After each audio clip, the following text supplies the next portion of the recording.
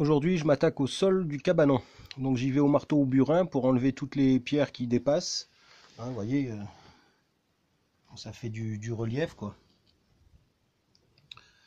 Donc le but étant de faire le plus plat possible pour ensuite faire un sol, je vais voir en quoi, soit en terre, soit en pierre, je sais pas encore. Mais en tout cas, pour l'instant, le but, c'est de légaliser. Bon, ça se passe bien. Il y a pas mal de pierres. J'ai déjà une brouette presque pleine là. Mais je voulais vous montrer que j'hallucine de voir ces racines qui sont vivantes en plus. Hein. Ah, moi ça. J'avais un tapis là. Donc il n'y a pas de lumière, il n'y a rien du tout. Et j'arrive à avoir des racines vivantes à l'intérieur comme ça. C'est vous dire à quel point la nature, elle est de partout, quoi. Voilà. Allez, je continue. Tous les jours, je fais un petit peu de bois. Comme ça, au moins, je ne suis pas obligé de faire ça plusieurs heures par jour. Hein, je fais une heure par-ci, une heure par là. Aussi, j'ai démonté déjà 2 bouteilles de gaz et une bouteille de CO2. Donc en fait, je l'ai attaché, j'attache les bouteilles ici droites. Ensuite, je les tourne comme ça pour que ça serre bien. Et avec ces clés-là, je démonte les robinets. Hein. Donc je mets cette clé-là sur le robinet. Et avec cette clé à pipe là, je fais comme ça, vous voyez. Et je force, ça va tout seul, quoi. Voilà, donc je fais toujours plein de boulots différents. Tiens, j'ai démonté aussi les petits robinets là. Et donc ces bouteilles de gaz, ces deux là, plus les 2 grosses que j'ai démontées et la bouteille de CO2, ça va être mes futurs objets pour faire mon four dragon. Donc vous voyez là. Donc ce qu'il faut ensuite, c'est mettre de l'eau à l'intérieur pour évacuer tout le gaz. Et puis après, vous laissez aérer. Là, je sens que ça sent encore un peu, hein, alors que j'ai déjà mis de l'eau. Mais bon, comme je vais couper ça à partir du début du printemps surtout, donc ça va, ça aura le temps de bien s'évacuer. En tout cas, il m'en reste encore 2 comme ça à faire. Et avec ça, je vous montrerai. Je ferai un four à pain. Et puis après, comme j'ai récupéré également, tiens, je vais vous le montrer, mon 2e poêle. Alors vous imaginez que j'ai trouvé ça dans la rue. C'est vraiment hallucinant. Vous voyez, il est génial, fonctionnel et tout. Hein. Voilà. Je l'ai déjà testé. Alors le seul truc, c'est qu'il était un peu cassé ici et que les pieds ne tiennent pas très bien, mais c'est pas grave. Hein. Après tout fonctionne. Ça j'avais réparé parce que c'était fendu en 2. Voilà, donc entre ça que je vais incorporer dans mon four roquette, mes 2 bouteilles de gaz, vous allez voir que là ça va être un truc de fou. Hein.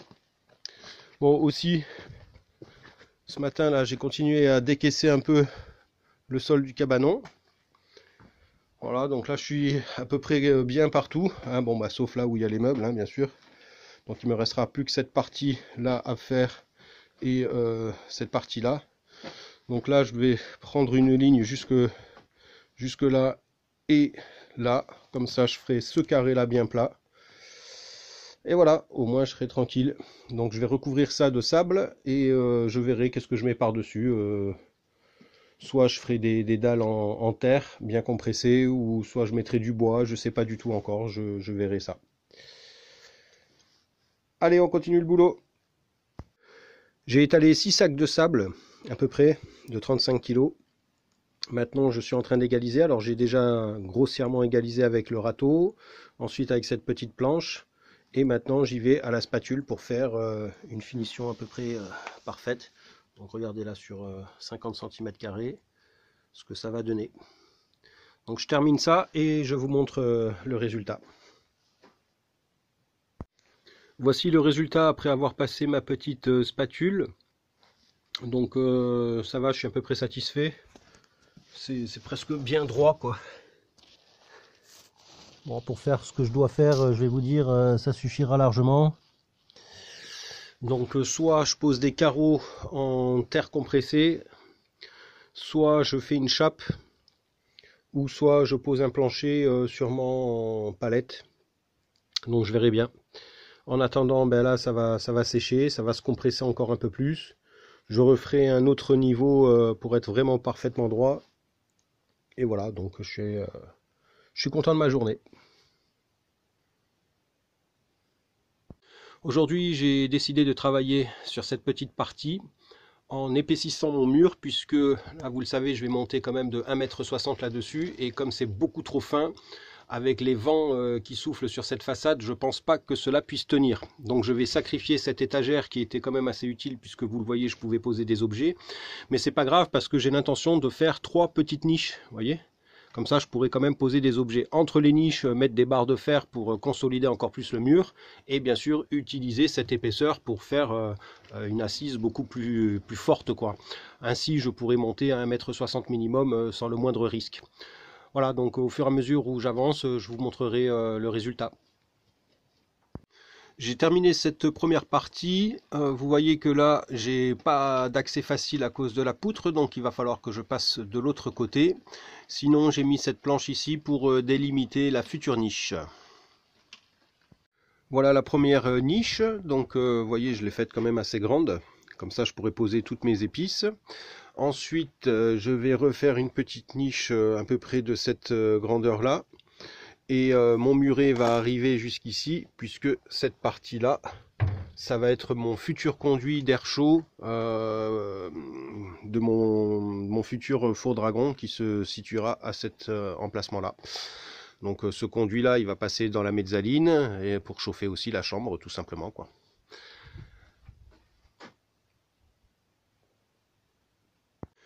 Ce travail de maçonnerie est terminé. Donc voici la deuxième niche. Donc là maintenant il me suffit de faire de la finition, donc ce que je vais faire c'est que je vais enduire avec de la terre et du foin hein, en torchis quoi. Et puis ensuite j'installerai ici une petite étagère pour mettre mes épices sur 2 niveaux. Et là c'est pour la décoration, donc c'est pareil avec la finition de la terre, je vais faire un genre d'arrondi au dessus là et bon, je pense que ça fera joli.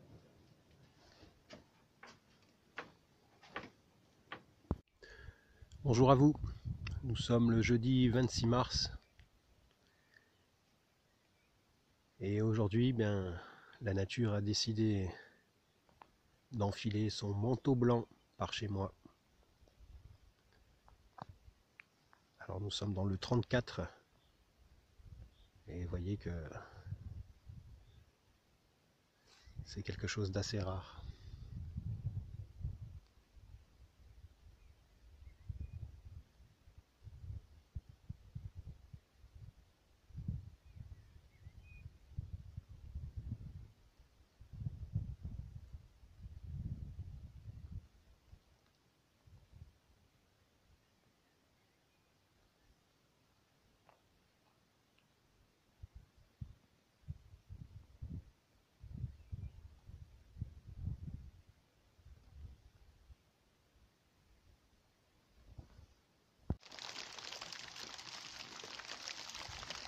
J'ai eu de la neige ce matin et j'ai de la pluie cet après-midi.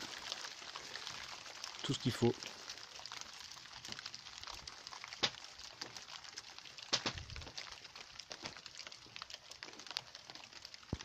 Est-ce que l'on peut imaginer un seul instant que ce matin même j'étais sous la neige?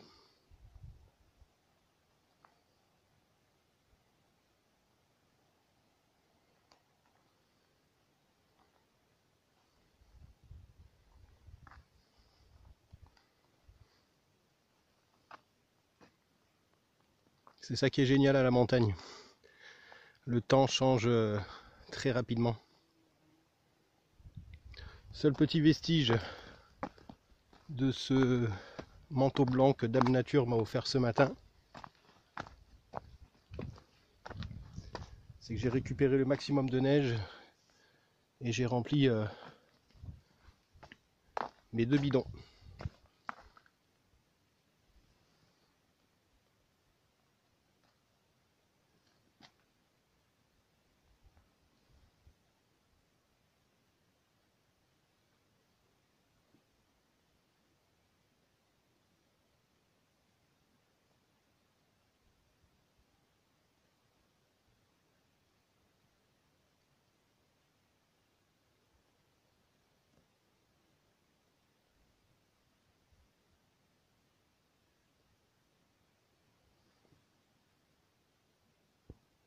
Là je suis en train de décaisser toute cette partie parce que je vais planter mes pommes de terre. Donc comme vous le savez, il y a beaucoup de cailloux chez moi, donc je décaisse un peu, ensuite je vais tamiser cette terre là et je vais l'amender à du terreau. Donc là j'ai fait à peu près un quart, je vais aller jusque là, et là il y aura toutes mes pommes de terre. Il y a du vent, mais regardez-moi ce paysage.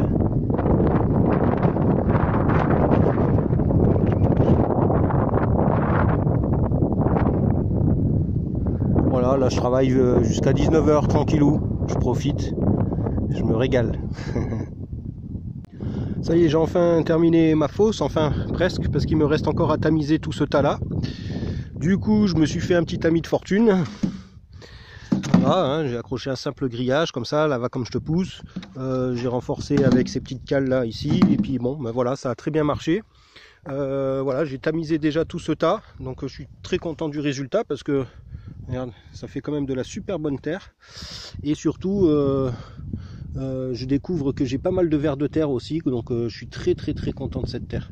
Vraiment, ça me plaît beaucoup de voir qu'elle est aussi riche que ça, hein, parce que avec des vers de terre à l'intérieur, ça veut dire que c'est le cas. Donc là, en fait, je vais commencer à mettre du terreau pour amender avec ça, et puis je vais terminer de tamiser ce petit tas là, et puis je vais pouvoir enfin planter mes pommes de terre. Alors j'ai fait mon amendement avec mon petit terreau et cette superbe terre, et j'ai planté l'équivalent de 90 pommes de terre là-dedans. Donc bien espacées à 15 cm dans tous les sens, hein, voilà. Bon, je m'aperçois qu'il m'en reste encore autant de pommes de terre, donc il va falloir que je continue un petit peu sur la longueur. Et en attendant, eh bien, j'ai été chercher toute cette humus et ces feuilles dans la forêt. Et ça va me servir de paillage, donc je vais recouvrir tout ça, bien arrosé, et puis comme ça restera aussi bien au chaud que humide. Le paillage est terminé, donc il y a à peu près 10 à 15 cm d'épaisseur de feuilles là-dessus. Donc là je vais bien arroser, et puis ensuite je vais voir qu'est-ce que je mets par-dessus, en attendant que les pommes de terre sortent pour que les feuilles ne s'envolent pas au moindre coup de vent, quoi. Donc vous voyez, j'ai fait cette petite barrière, mais ça suffira largement pas, hein, c'est juste pour éviter que le vent souffle directement dessus. Mais en tout cas voilà, je vais voir, soit je mets des morceaux de grillage, soit je mets en attendant des morceaux de palette, je vais voir. J'ai donc installé ces petites planches de palette pour maintenir mon humus, mes feuilles de forêt, et comme vous voyez là il y a du vent et ça a l'air de faire un petit peu son travail, quoi. Ensuite j'ai refait cette deuxième parcelle parce que il me restait encore la moitié des pommes de terre à mettre. Donc là j'ai fait pareil, hein, j'ai arrosé copieusement avant de mettre ce paillage, j'ai réarrosé une deuxième fois copieusement par dessus ce paillage, et là je vais faire pareil, je vais mettre des petites lattes de palettes pour maintenir tout ça. Donc ça veut dire que là j'ai 90 pommes de terre, et là pareil, bon je pense que ça devrait le faire, hein, le jour de la récolte j'aurai normalement ce qu'il faut.